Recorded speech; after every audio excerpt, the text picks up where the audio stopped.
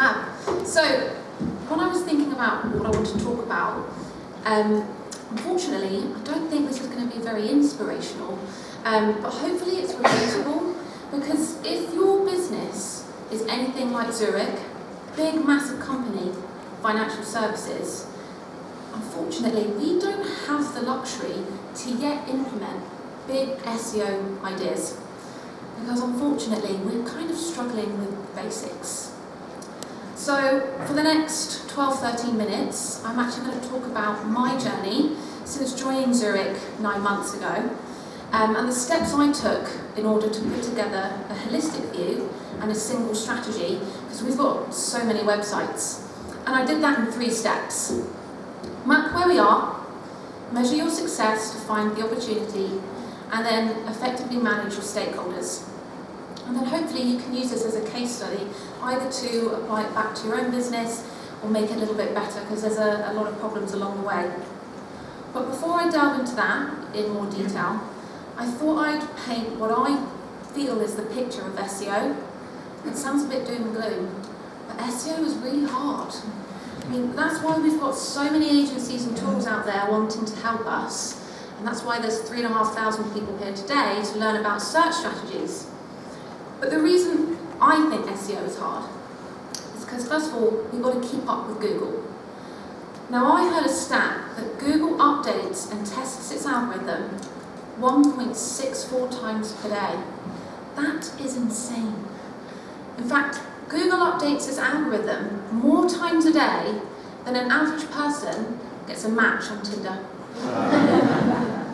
Google updates its algorithm more times a day than major brands post on their Instagram account.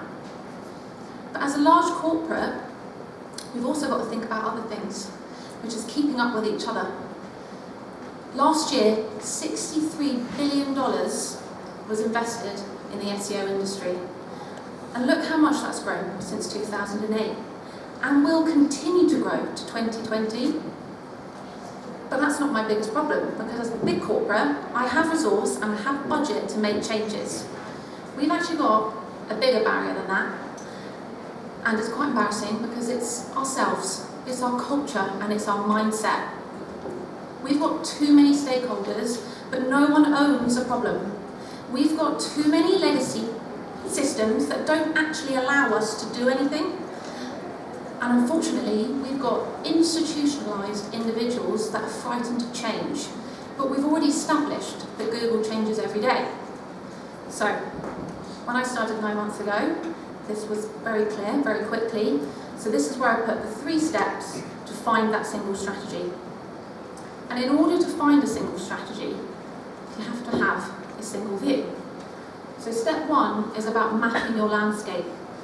But importantly, it has to be from a customer and a business perspective. So to a normal retail, agile company, this seems pretty obvious, and why hasn't everyone done this? But actually, only a third of businesses have actually done that. Only a third of businesses have a holistic view. And a third of businesses are still managing their marketing in silos. And it's because of those silos that 50% of the work we do is a waste of time. So, when I joined Zurich, just to confirm, when I'm talking about silos, I'm not talking about good silos where we group our content together so our experts can speak to our customers. I'm talking about the really bad ones where it means we don't know what we're doing. So what does Zurich look like? We look like this. These are all our different products and our different websites.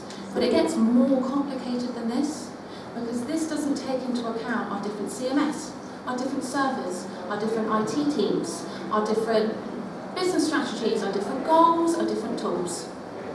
And it gets more complicated because we have social media platforms that are all managed in silos. We then have all of our different business owners that don't talk to each other, they don't learn from each other. We've then got third-party sites which we have some element of control over, but it's really expensive to make a change. We then have logged-in states, iframes and tools, which we have zero control over, and then a bunch of apps I just found in the Play Store that no one wants to take ownership for. So if this is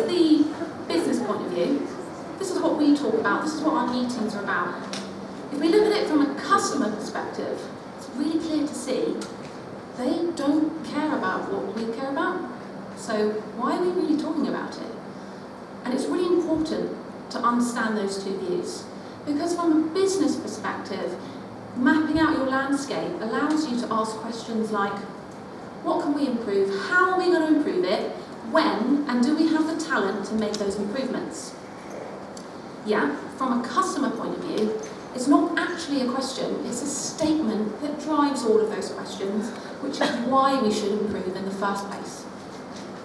So, let's pretend you've done step one, you've mapped out where you are, and you can basically see what problem you're going to deal with. Now it's all about finding your opportunity by measuring where you are. And when it comes to measurement, there's two key ingredients: tools and talent. Now there's loads of tools out there, you probably know more tools than I do, but the way I see it, a tool is a tool. It's only ever as good as the talent using that tool. My next slide's a little bit wordy, so I apologise, but it is really important. Talent. There has been a shift in mindset, and companies are placing a higher importance on finding employees whose visions and values are in line with the company's, as opposed to finding employees with a laundry list of accolades. And I really believe this statement, because I'm not anything against the SEO industry and individuals in it, but most people can kind of learn SEO. But it's the ones that have the right mindset that are going to push the business forward. And actually, I would change this slightly, because employees shouldn't just meet and be in line with the company's values, it should push it and challenge it and make it better. When it comes to finding an opportunity, there's 3 layers you need to consider. Understanding the customer, which you should already know from mapping out. What's their mindset, what's their goals? Then we have to be a little bit realistic and add in what's the business goal. We need to balance the P&L at the end of the day. However, I would argue that they should be aligned, and if they're not aligned, that's a whole other discussion for a different event. And then finally, it brings it back to that talent. So where is that talent that can bring you forward, and whether you need to recruit that in or use a third-party agency? So, you know where your opportunity is and you have a plan. Then comes the tricky bit, managing your stakeholders, and I hope none of them are in here now. I like to call it making friends through trust. You've got to set boundaries and expectations. It's also the roadshow phase, because I go and meet them face to face, which is easier because I work within the UK business. But the first stage, when I meet them, is to educate them and gain trust. Quite a lot of people in my business don't understand SEO, don't even understand the internet. So we do have to start from basics. And you do that through trust. And there's 4 variables to an equation. First of all, credibility. Do you know what you're talking about? Reliability. Are you going to do what you say you're going to do? Intimacy, not in the way we have to be intimate, as in that you have to build a relationship with them. But most importantly, that has to be over self-orientation. You can't be selfish in that respect. You have to understand what's important to them and what keeps them up at night, because essentially it's your job to help them. When you gain their trust and they kind of understand why you're there, we then move on to the fun bit, which is challenging mindsets. And I call this the fun bit because I quite like to argue.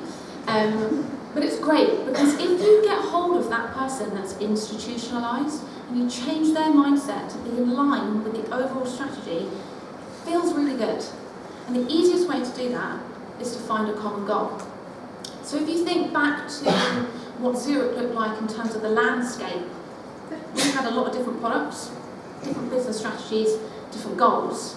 But actually, when you really boil it down, there is one common goal, which is to give our customers the best product for the best price with the right service, and essentially protect the things that they want in the time of need. And then, the last thing you do, and this is really important, is to put together a working contract. And I don't mean a piece of paper that you would physically sign. I mean that with every single one of your stakeholders, and it may be different for every stakeholder, there needs to be an understanding what is expected of them and what's expected of you. Because this can all be undone within 2 weeks if they don't trust you and they don't agree moving forward. So an example of this, I have a stakeholder who's not here, and he's great because he lets me get on with it. I don't need to tell him what I'm doing, he doesn't really care, he just wants to know something's being done and there's a result. Fab, great. I then have another stakeholder who's a bit of a pain. He wants his hand held. He wants to make every decision, he wants to review every decision before it becomes a decision. And yes, he's a pain. However, I adapt the way I work to him so I get things done. And actually, he is the best type of stakeholder, because if you get it right with him, he will be the advocate and push the SEO agenda to all the other stakeholders that you haven't had access to yet. 5 minutes left, good board. I'm actually wrapping up soon. So I just wanted to summarise the 3 steps that I've done so far. And this is never ending, so this will continue.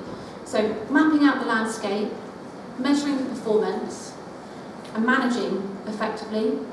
But upon reflection, there are a couple of things that I would change and adapt for next time round. Firstly, when mapping, I stress the emphasis on a business and a customer perspective.